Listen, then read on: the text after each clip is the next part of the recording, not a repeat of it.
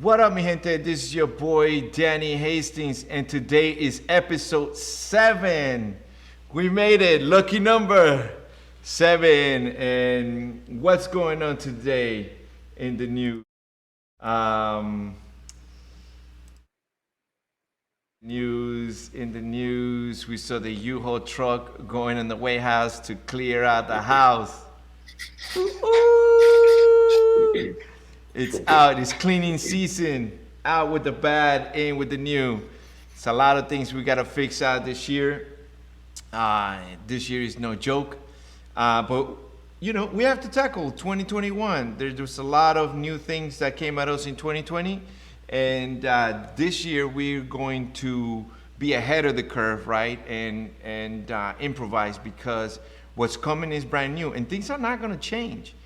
I'm sorry to say, things are not going to change for a little while, right? So this is the time, to be writing, to be strategizing, to be thinking of new ideas. This is brand new for me.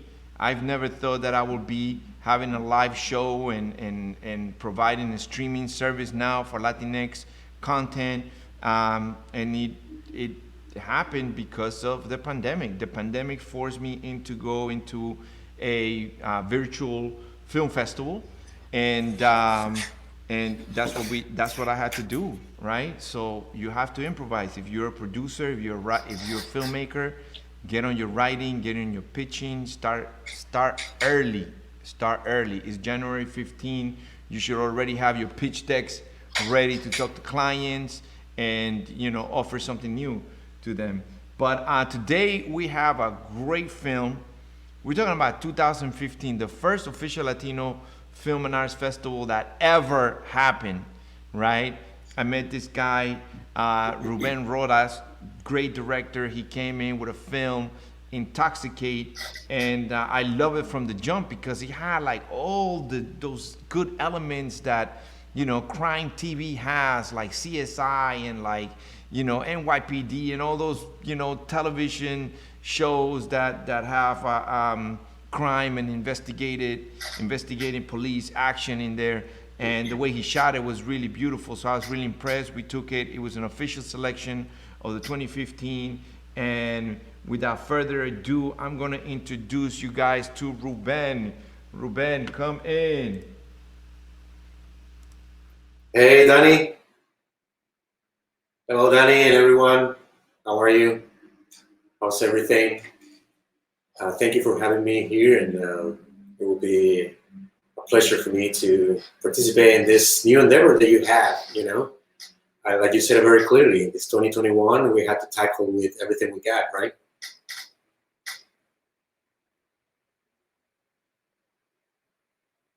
Danny, I think I lost you for a second there.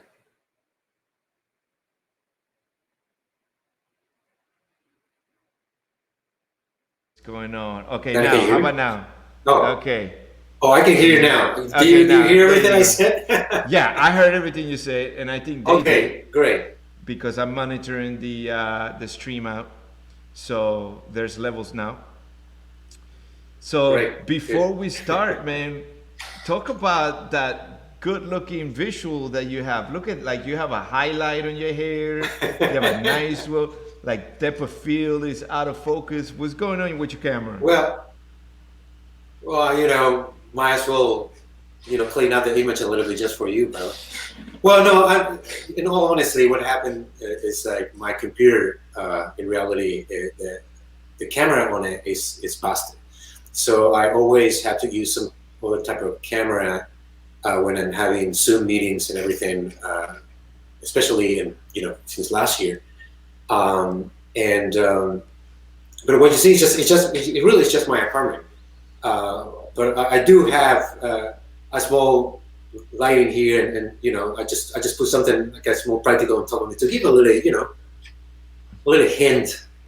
That's what I'm saying. I wanted to give you some extra cinematic look, right? But I didn't really do much. I just have a camera and I tried to make it nice. I cleaned up a bit my desk over there, right? I think it's over here. But that's it, So, and obviously I'm in New York City, so it's 9 a.m. here. Sorry, 9 p.m. So So You know. you have a professional camera tied up to your computer. Is that what you did? Oh yeah, that's fair to say. Yes, yes. I have one of my oldest camera, well, oldest now, but you know, she was my companion for many battles, and you actually know this because you know we shot TV shows with her and everything, and Right. but The you black know, magic. The I black magic. really absolutely yeah the black magic, it's the black magic, and I love these cameras, man. I mean, what Black Magic done to the market, it was incredible So, but for wait, the black everybody. You know? magic, the black magic, you could just plug it directly into a computer, or you have to have some sort of Well, interface or something. yeah, well, the way it works really is that I had what is called a cam link, right? And you can buy it from B&H. I think it's like a 120. It's totally worth it, especially in this day and age when you know I got to do a lot of work with directors that are in LA or Australia and you know remote. So the director want to be on an iPad on a computer talking to the actor or crew or interviews and some of the documentaries I've been doing, and so that's a way for them to see it, and also for the clients, right? The clients want to see live because with COVID protocols and everything, we have to keep everything super tight. I'm literally now, you know, 2/3 of my crew is cut off because of it. So there's even more preparation time and responsibilities, but this is really pretty good, and it's an amazing tool because what this, I wish I could show it to you, but it really is just, it looks like one of those flash cards, a flash pen memory cards, right? And you plug it in, so what it does is just converts your HDMI signal to USB, and there you go. Now, And then it works like it works like a webcam. like a webcam. Correct. But you have Yeah. now the depth of field, nice. Like then you have like you could actually control your aperture, and you can control all these Yes, things, right? yeah. That yes, I did. Yeah. That's great. It's extremely minimum what I did, but yes, it is a professional camera, professional lens, and all that. Right. And look at that. You I know, mean, it just looks broadcast quality, and then Oh, you yeah, can do that it's with just- pretty much every camera. If you have a professional camera, you buy a little interface Yeah. that goes from the camera, USB, and then it recognizes the camera as a webcam, pretty Yeah. much. Absolutely, Wow, absolutely. that's fantastic. And it's super. It's a great tool, super useful, and the best part of it is it's like super cheap. Like I said, Looks it's like great. I think it costs like $100, Yeah. and it's worth every penny. It looks Yeah, great. I man. recommend it. Yeah, and, you know, tips from Yeah. a cinematographer, right? Cinematographer, director. Right? You even have the hair lighting Hey. there. And what kind of lighting? What kind of lighting is that in the front? Like, what kind of? It's really soft and nice. Yeah, so it's. I do have. I don't even remember the brand of it. I call it my cheapo light.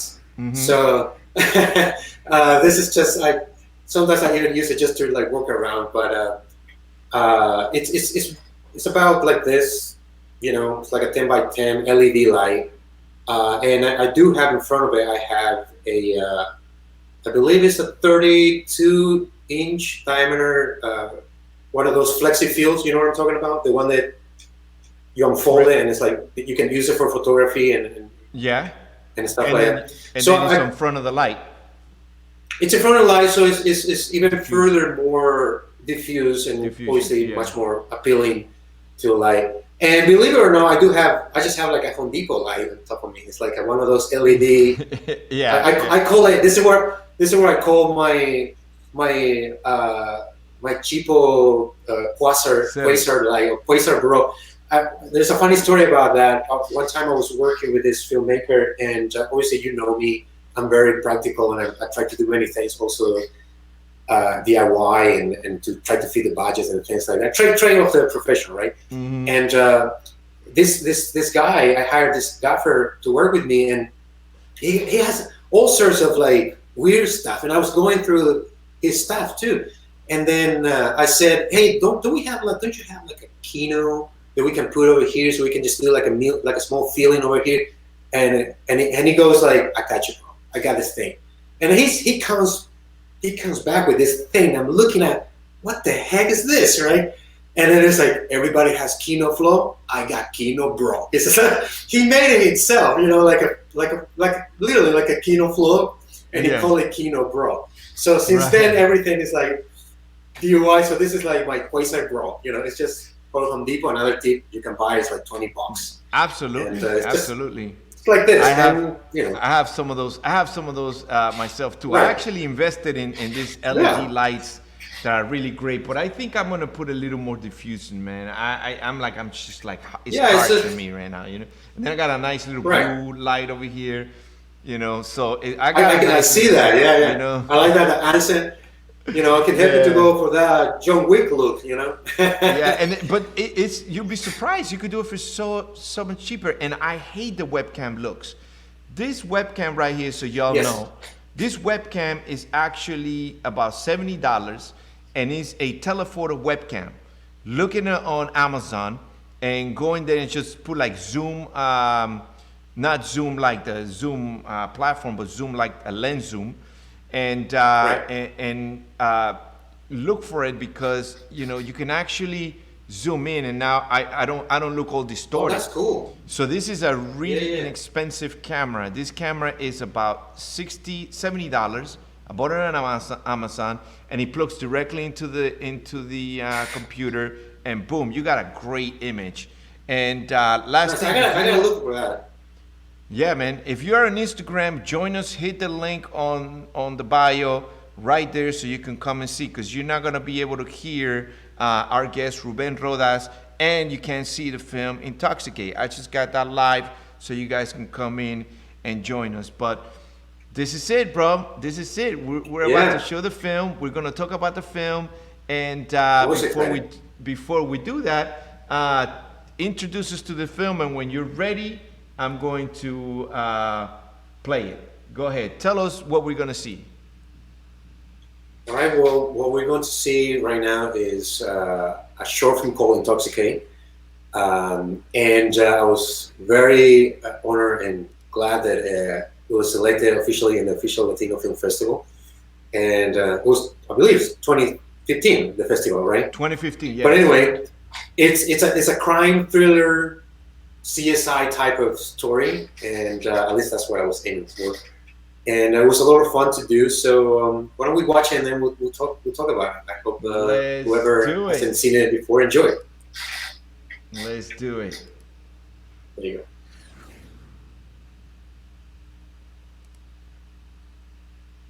Skyframe Pictures.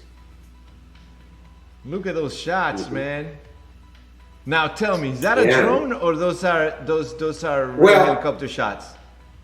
That's real helicopter shot. That was actually quote unquote leftover for a commercial I was shooting at the time. And this, believe it or not, it was my apartment at the time, right? Well, fun fact, like I said, the film I really shot it. I believe I shot it in October 2013, actually. Really? So this is DSLR. The aerial shot, actually, I shot it with, if I remember correctly, with like the Sony 65 or something like that, FX65, right?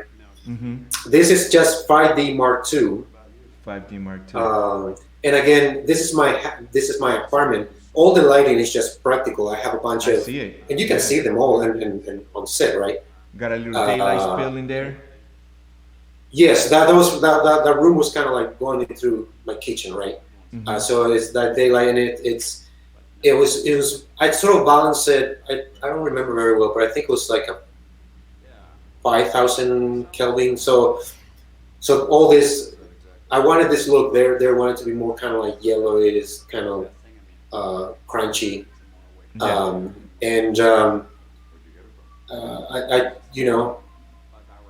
I just want to give it that nice sort of clean, like TV kind of look, right?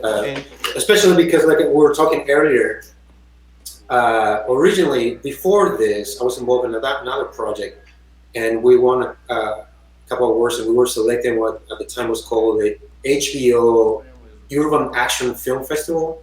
Mm-hmm. And then there was they had another kind of incentive for people who wanted to encourage filmmakers to do like webisodes, and they're gonna put it on like some kind of streaming services, stuff like that. And from that was kind of how this idea of doing this came about, right? And I think I told you this before, but this is a fun fact. This short, every 3 minutes is designed so every 3 minutes has like a cliffhanger. Right. So it's like for the streaming services, that's what they wanted to do. They wanted to keep it within the 3 minutes. Mm-hmm. So then it's like a episodic thing. So this whole short, in reality, is what I call the 3-episode pilot. Mm. This is a very funny story actually here. So the guy who's in the table is my friend Emmanuel. It's a Colombian guy, great photographer. And keep in mind, we shot this over the weekend, right? And it was just me, the actors, my buddy Alan, which is like another great filmmaker, cinematographer, and I'm supposed to be the guy at the table. So my buddy, so because we were shooting this in the photo studio that I was also partner at the time, and he came out to pick up like a lens or something like that, and I say, listen, what else are you doing today? I said, no, nothing. I'm just hanging out. It's like, can you hang out for like an hour and like, would you be cool to play this character? So I talked to him into it. So he ended up on the table, you know. Yeah. So that's a very funny story about it. I love the look and how it holds, you know, up to today. You shot this in 2013, right? 2013, yeah. 2013. Yeah. Look, everything is, yeah. The X-rays, you know, the X-rays actually were an X-ray from my friend Alina, which is my art director, great art director. And that was her X-rays from something that she went to the doctor like a month before. Right. The computer is like, we just put some graphics on the computer. Mm-hmm. And if, you know, people don't see it very clearly, but where Emmanuel is, that's just a plain table. You know what I mean? Yeah. And we just dressed it up a bit. And the other one was just like a computer. You see it. So I keep it slightly tight, so it's like all movie magic. This is all B-roll that I went later and did it. What do you think? What do you think? Like, you know, TV, like a crime drama TV. Like, what's like your usual setup? Like, I see like 3 lights, and I see a lot of backlight, a lot of shadow. You know what I mean? Like, you know, the characters are very mysterious. Like, what do you go for in some of these setups? Well, see, like if you look closer in this scene, right? This scene is very, very dramatic, which is a contrast with the first scene where they encounter. Because the first scene was kind of like they're more friendly. They try to like figure out what it is. Now they know that something's up, right? So he's really in a very tricky situation, right? So the light plays a lot with it, and it's part of the look that I was going for. Obviously, every show has their own look, and this is the look that I wanted to do. But everything has a why, right? It's in here. Everything is very, very dark and very contrasting because of that. Because you know the policemen they're trying to catch him off guard, which eventually they do, right? Right. And that's why it's like they're very, you know, you can see them as like it's kind of like a villain type of thing, right? And also they're playing this good cop, bad cop, right? So the one who's like playing the good cop, he's a little more nicer. Right. You see what I mean? Those are subtle. I mean, maybe it's just in my head, but I like to think that those are very subtle things that I do, and subconsciously you'll pick it up, right? Yeah. Now, what's funny about this scene too is that you see the wall behind him, right? It was just one of those 8x8 wall that we used a lot in photography, and so every time we shot a scene, when I changed the setup, I could just keep rotating the table, and so I can use the same background, and it's just like, you know, relight it a little bit different here and there, right? Mm-hmm. So those are like funny little things. That was a complete open space. That door, it was just a door for the outside, and it kind of plays into the idea of, oh, he's like in this interrogation room, but again, it was the whole look and the lighting and all of those setups. I wanted to keep it very simple for many reasons. One of them was budgetarian, of course, but the main reason was because I really wanted the audience to focus on the performance. Like Johnny is our main character. He's the guy who plays Steve Jones, right? He's a great actor, and he was, I believe, he was born in New York, raised in Mexico, and so and like I said, Alan is one of my best friends, and my brother from another mother, and he's a great filmmaker as well. He was also originally he was born in Santiago, Chile. He was raised in Asunción, Paraguay, funny enough. And about when he was, I think when he was like 13 or 14 or something like that, he eventually moved to New York. And I didn't know any of this. I met him here, right, in New York. And since there, we became really good friends. And we don't start talking about, oh, wait a minute, where you grew up in Paraguay? Where? And then we started like, talking and finding out, oh, he knows a lot of people that I know. And just like mind blowing. It's like every time I go places, sometimes that people try to figure out where I'm from. And when I've said Paraguay, obviously we are. People don't know where Paraguay is. They don't know. These Americans don't know shit. Yeah, but I said. But no, for real. In a good sense, yeah. Look, Panama. But at the same time, I'm from Panama, and I think Panama, because of the Panama Canal, probably got more publicity than Paraguay in the past, 100 years. Sure. People don't know where Panama is, bro. They'd be like, is that an island? It's like geography is not Americans' best, forte. But I want to keep back to the film, right? Looking back at it now, right? You're talking about like what? 9 years later, 8 years later, right? Yeah. Looking at it big now. Are you looking at it like, man, I would have done this, or I would have done that? Like, what have you done differently right now? For example, what's the first thing that comes to mind? Like, I would have done this differently. I would probably, at this point, I would redo the whole thing, to be quite honest with you. But because here's the thing. I mean, in terms of the script and acting. Right. Everything that was really, really pristine, right? Of course, there's like subtle things that towards the end I could have polished a little bit the script, but keep in mind, like I said, we did this. Johnny and I would sort of sit down upon an idea, and funny enough, it came out from a casting that he's supposed to be going into audition for like Law and Order or something like that, right? And so instead of like, okay, let's do your audition tape, but then also, in addition, let's shoot a short film, right? That was my whole thing, right? So we did this thing really quickly. We literally wrote the thing like in 3 days, and then let's shoot it this weekend because I was free, and I talked to Paul Mann. It's a great friend of mine, really good actor too. That's the guy who plays the doctor. And I one thing that I do with him also is I put him in a role that he never played because he's Russian, right? So he's always playing the bad guy, the Russian thing. He's been in many stereotypes of a Russian TV shows.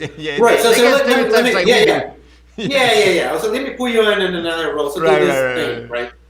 And I did the same thing with Mark and O'Hara, right? Mark's been probably one of my oldest collaborators, and it's a great actor. I'm actually looking forward to do something new with him. I've been working on a piece that I have in mind, but that will come to it. But anyway, to your question, sorry, I told the long story long. I think one thing from the get-go for me will be definitely keep it the same format, right? Because, I jumped from the aerial shot, which is a different format, different type of look, and then into the DSLR. And then also, people don't really know this, but on the B-roll, I actually make a big mistake, and I didn't realize until I saw it in post, was that my shutter speed moved for some reason. So that's why when you see the transition shots, right, they're kind of jittery. Mm-hmm. You know, they're kind of like A little that. bit, yeah. That's the reason why. Flickery, right? Yeah, and right, and that was it because I did it. I was just, you gotta understand this. Like I was just walking around from my apartment on the way to the studio to shoot the thing, and I stopped in front of the police station, and I just like did this, Right. you know, a couple times, and then move on, right? So that's part also of everything that I do, especially, you know, professionally. When I say professionally, I say when there's a lot of these risks and a lot of mistake, you take a lot of preparation, right? A lot of time and preparation, and doing and repeating, do the thing until it's almost perfect, right? So go ahead. Sorry. Yeah. So no, like I said, so those are one of the major things, like taking the time, because like I said, like literally we shot the scene in my apartment in the morning of the Saturday, right? And then we went to the studio and we did the shot from the studio. And the next day, so we're not gonna have like an 18-hour day. We did it all in like 10 hours, right? And then so I said, well, let's go back tomorrow. So the next day we came back to the studio and we shot the final scene for like 4 or 5 hours, something like that. And that was it. But sound, yes, I didn't have a sound guy, and that was something because, like I said, we started on Monday and we're shooting on Saturday, and I couldn't find anyone, so we kind of just did it. Like we put like a Zoom there, and so I had to tweak a lot of the sound. Okay. And so you didn't have a boom. You didn't have a boom and stuff like that. You kind of just did it with the. No, it's just like wow. I had I think we have like a lavalier. They had to like interchange with them. Switch it. So yeah, switch between. Literally, we switch it between the scenes and like did extra takes because of it. But even so, then you know the sound was so different from my apartment, from the studio. Some of the things are echoey and like you know how it goes, and like just you know. But at the same time, we did it just for fun. I did it literally just kind of like, put this also, send it also this, send this to your agent.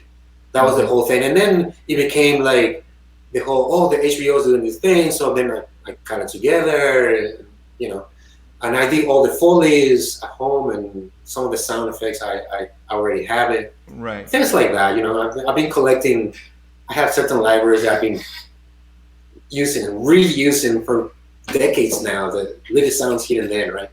So those will be the main thing that I will change, right? Mm-hmm. Then just technical stuff, like how about like lighting? How about lighting? Absolutely better lighting. Because better lighting. Yeah. There's now more like I'm impressed with the lighting that they have now versus, almost 10 years ago, right? Lighting and camera, like have camera changed a lot in the past 10 years? What's your opinion on that? Absolutely. Right? Oh yeah, absolutely. I mean, I'm one of those filmmakers that I embrace technology, and keep in mind that I'm an old school filmmaker, which I learned in film, just like yourself, right? Mm-hmm. And I am a big defender of film. Nobody really, until we get the technology right, we're not gonna get toe to toe to film, but we're getting there. We're like pretty much there. What this new technology allows with this era of digital cinema is the accessibility to people. Before, you had to have a lot of money and access to get a camera, right? Yes, and it all comes down to money as well. So today, literally we can shoot a whole movie with your iPhone 10, and if you know how to use it. But this is also the argument that everybody said, like I use technology to enhance my work, right? Certain things I'm not too fond of it, some other things, but I'm not against it. I'm absolutely less. I wish now we can get better, much more powerful output on LEDs with a super low price, right? Because like this, that's why I call this my cheapo crap LED. It's a nice LED. I mean, it costs some money, but for me, it only really works for this. Right, right, Then right. if I were to do something quote Bigger. unquote more professional, really like, Yeah. yeah, this is no, it's not gonna work for me. I But mean, I use how them about the anyways. sky panels? The Ari sky panels are pretty So amazing. so that's what I'm saying. So a sky panel, something like a sky panel, right? It's an amazing light. The whole technology and the design and the structure, the engineering of it, it absolutely costs every penny. It's like But what, that's three exactly thousand that's dollars exactly or my something? even more. I think it's like Even more. five Yeah, I grand, so think it's like ridiculous. five But thousand per light. right, but Yeah. this is also kind of enter. I always talk about it's kind of like buying a car, right? It's if you buy a super Dodge Ram versus a tiny Daihatsu, whatever, you Hmm. kind of get what you pay for, right? Does it do the same job? It'll get you For there certain things, yes. eventually. Right.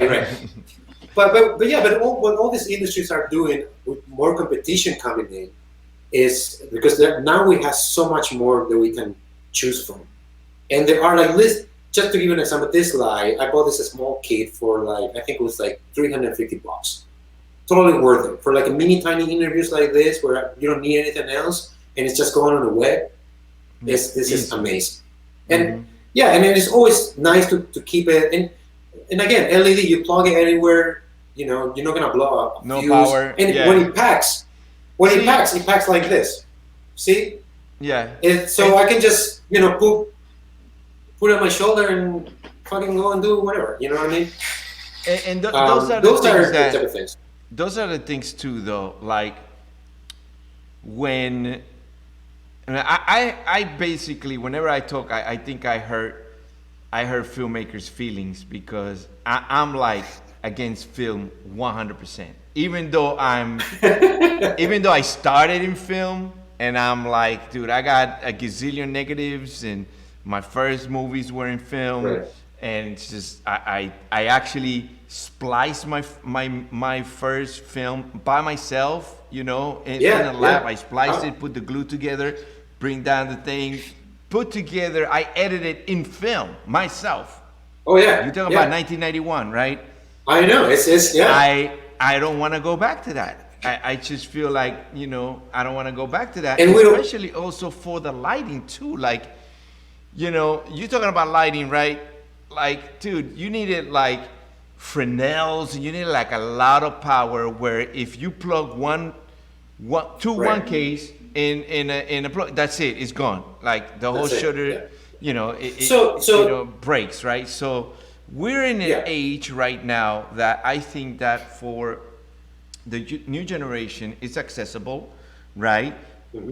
You don't have to worry about the medium. You could grab any camera and go ahead and shoot your story Correct. and edit it and put it out and have a something that we didn't have before, have engagement with your community right away.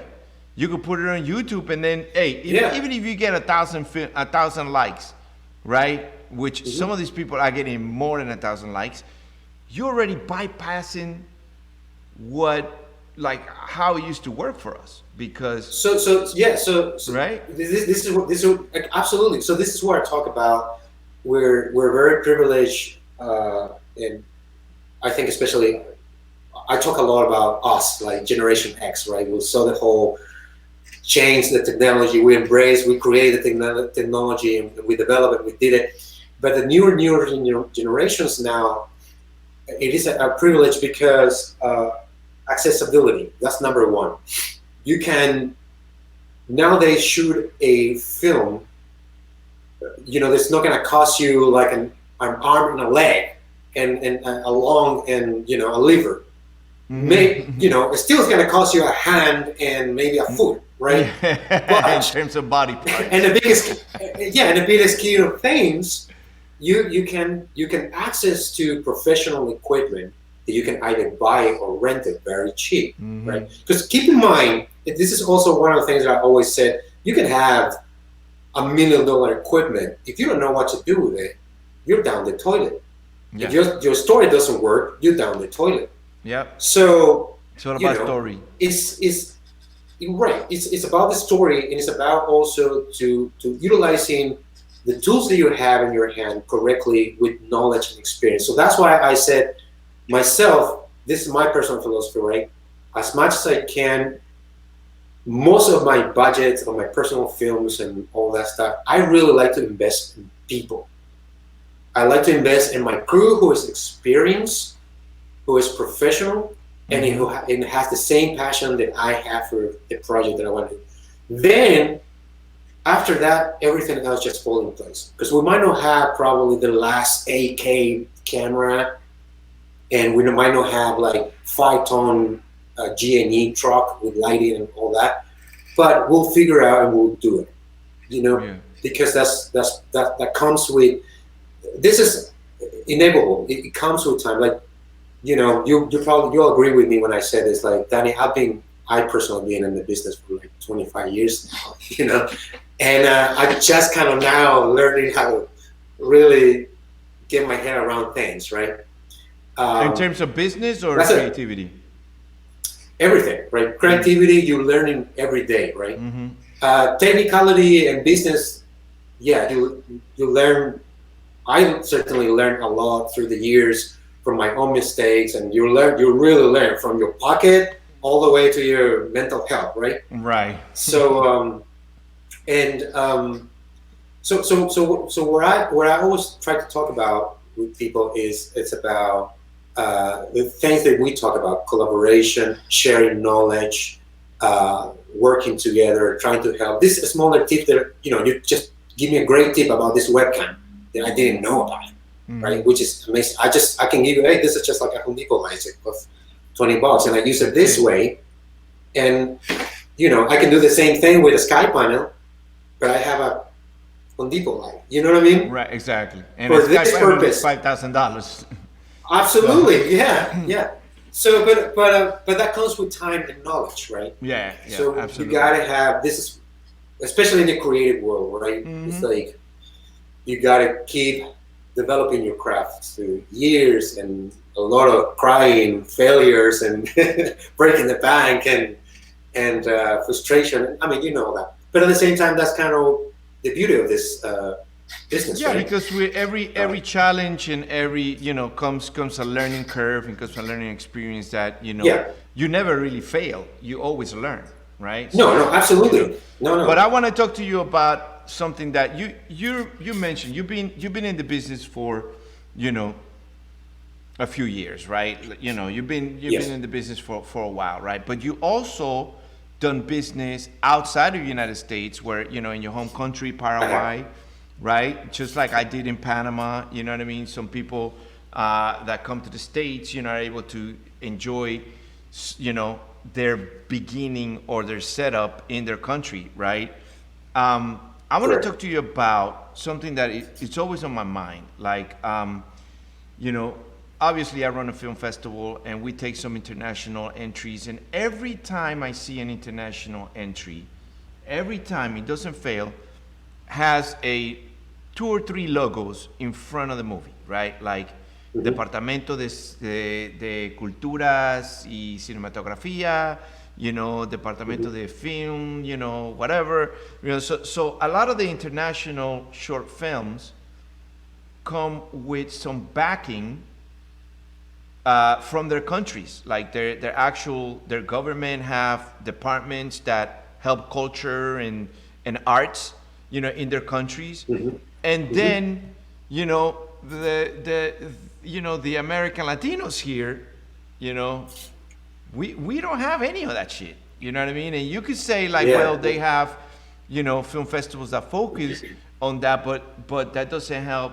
We're like the last people that they even think about, you know, and you can see the reflection on representation at being a 4%, right, you know, representation of Latinos in front and behind the camera. So it's dismal. Correct. They don't even consider us. So talk to us about what's the big differences between, you know, and you don't have to be specific to Paraguay, but some of the countries down there, you know, versus the United States here. And because people think that, you know, we have the best opportunities here, right? So, you know, or support, quote unquote, right? Right.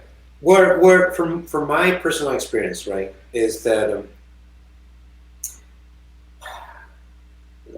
how do I put this lightly? All right, so here's my honest opinion about this, because I do talk about this time to time. Sometimes when people ask me, and now I start to go back to Paraguay for hire as well, and I do like a trip to visit my family, and I shoot a commercial or two or TV, whatever, and I can do that. But now also I start this thing where I'm start getting back to my own country, original countrymen, right? I start bringing my experience from Hollywood and teaching them how we work and everything, and talk about the difference that you asking. My personal perspective about that, in professional perspective, is that we live. Hollywood is such a big industry, right? So we are part of it, and because it's so big, there's so many things going on. It becomes, yeah, it's huge. So it becomes merely and primarily a business of entertainment, right? And the way that we do business in the States is that you have the big studios. The big studio they have their own financing system, and then we have investors that will come and like invest, etc., etc., etc., right? But you really have to grind and fight for it and try to figure out how to make it work and everything. And it depends on each state. I know in the state of New York, there are a couple of organizations that do help filmmakers in general. To your point, yeah, specifically to African American or Latinos or Latinx and all that. As far as I know, I don't know. I could be wrong, but I don't know. But there are a little bit. And that for me is the equivalent of what's happening that for me is the equivalent of what's happening in Latin America in general. My experience with Paraguay, for instance, is that because they don't see it as a quote unquote business industry, they see it more as an art form. Cultural. And also keeping in mind, there are few of them, right? We're talking about Paraguay, they have like, top of my head, I can just name like 10 really big experienced professional filmmakers I know of. That from my generation. I know that probably there are much more newer people now that I don't know, but they're kind of talking about Paraguay in general. I'm very, very happy because for the past 5 years, there been this sort of like, I call it cinema revolution, right? A lot of people start to making more movies because of access of cameras, and the younger generations are more inspired by internet and all that. But now to the point of supporting the arts, right? The governments they have more, at least in the case of Paraguay, they have more, I would say, better relationship with European countries when it comes to culture.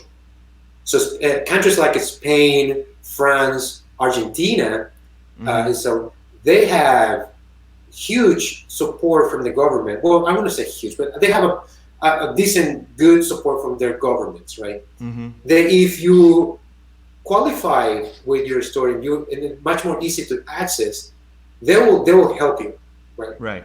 There's no the culture yet of a sponsorship where you can find an investor.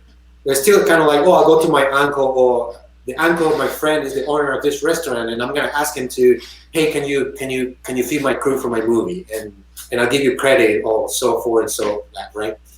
But what they've been doing, quote unquote, successfully so far, to my personal and professional perspective, is the job of tackling from a cultural point of view. So it's that it is in the cultural interest of a country. Culture and art. They can support their art.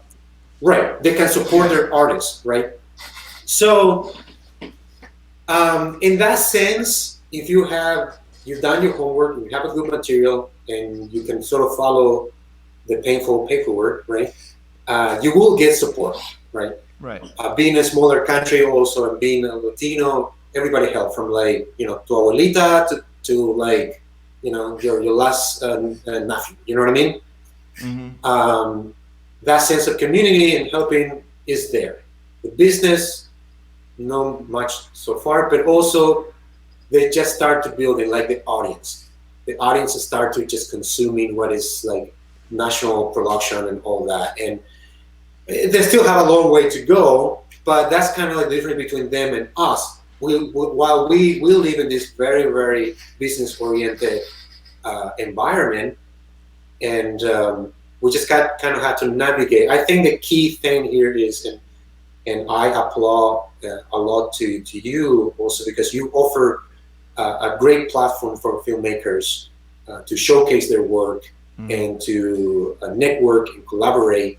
And this is the way that you just have a process like anything else. At some point, and I was very happy when you told me about, oh man, a lot of things going on with HBO, and they asked me from the films that were in the festival, and So we creating the audience. Right. I mean, the audience is there already, but we're creating actually the hungry from non-Latino audience to, I want to watch more Latino films or Latinx films, right?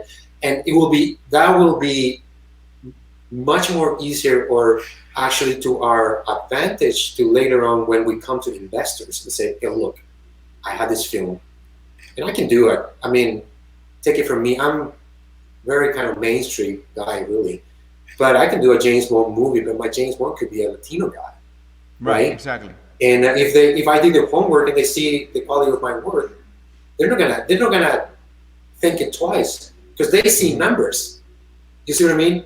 Oh, this guy is good. This guy is gonna sell. Of course, they're gonna give it $1 million, right? Or whatever that means. Yeah, we have to. But it is important. Build the network. Right. Go ahead. But it's important. But it's important. I think it's important for us to, besides build the network, then take it to the next stage, and then it's kind of like the guild, right?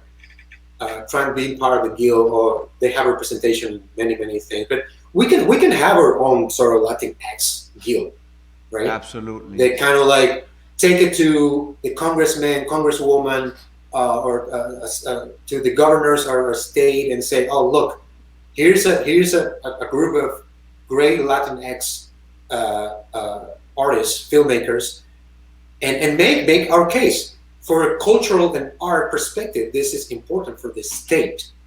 And then the business come behind, because the business is already in place. But to give that twist, that's a good it's idea, like the same. I like that. Yeah, absolutely, I like that. It's the same. It's the same argument that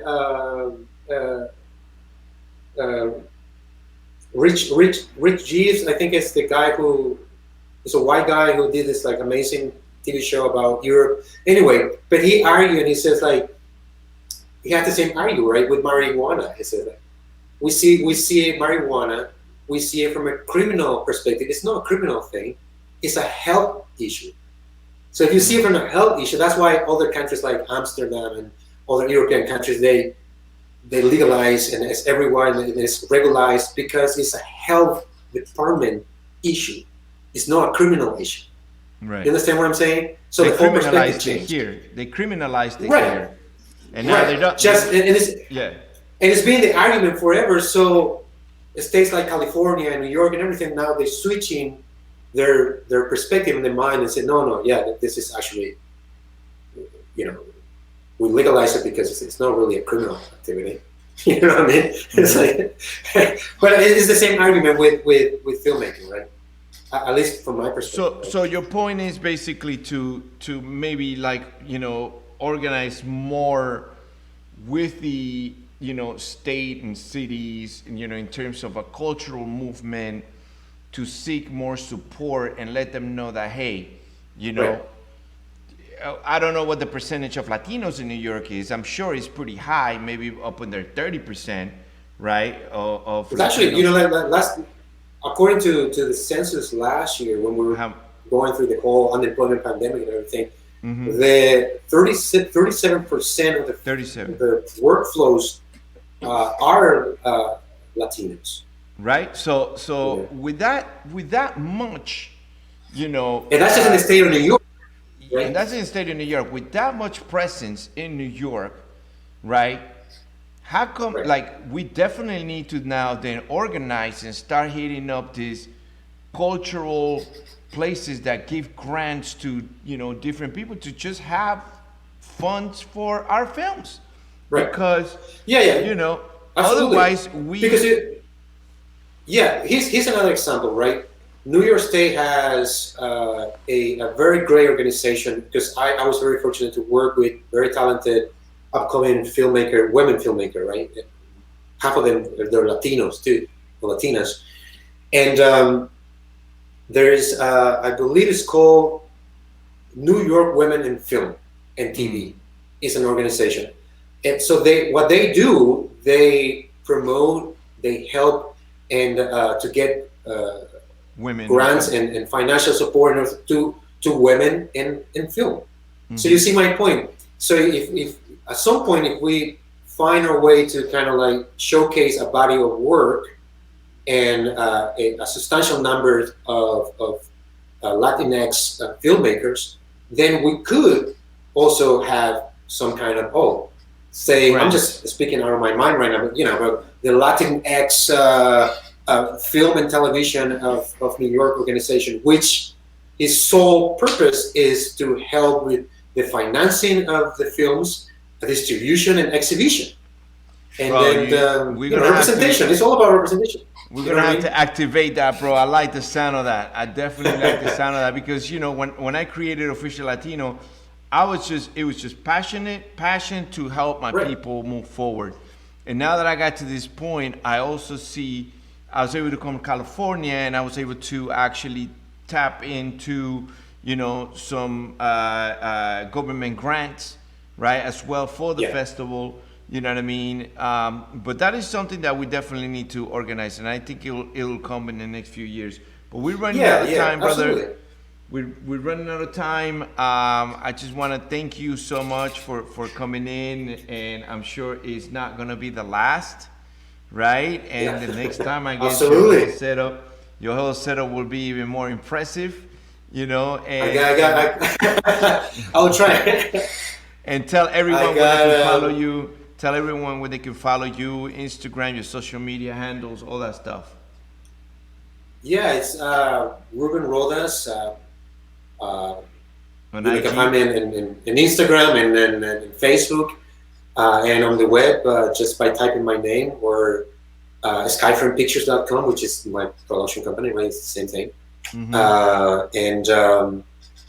I'm always, my doors are always open for everybody, obviously, and I love films. I do a lot of shorts and everything for the fun of it, Right. And obviously, it's like for me, they're like stepping stones for future films that are up to come and all that. And because between life and work, and we gotta try to fine tune that.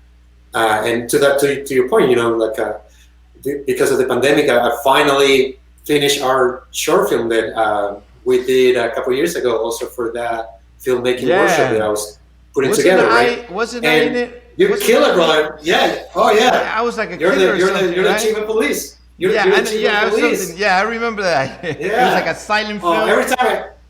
Every time. They're both, because remember we shot the 16 millimeter version. Yeah, I have to see it, man. I had to check it out. It's in I sent you the link. It's in my website. My bad. I check it out now. Last year I finished the color correction on the digital version of it. On the digital version. Because of the pandemic, we finally sit down. Let's tweak here and then the sound, and they do. A friend of mine came home and but there are more other things to come, and of course cool feature films and things like that. But it takes a little bit of time, and like anything, life gets in the way sometimes. We gotta all take care of ourselves, like 2020, talking about life, right? We do, man. But more than ever, if anything, 2020 for me proved to be a year where it's so important for us, entertainment and arts, right? What everybody does, what everybody did during the quarantine, right? They watch films and TV shows left and right. Mm-hmm. You know what I mean? Consume entertainment. Yeah, but absolutely. What else they will do at home if they weren't from filmmakers? You know what I mean? It's like, I think I'm gonna start needing this sweatshirt. Hey, it might be something. I mean, don't put it down. Yeah, but no. Hey, what you got against Nini, bro?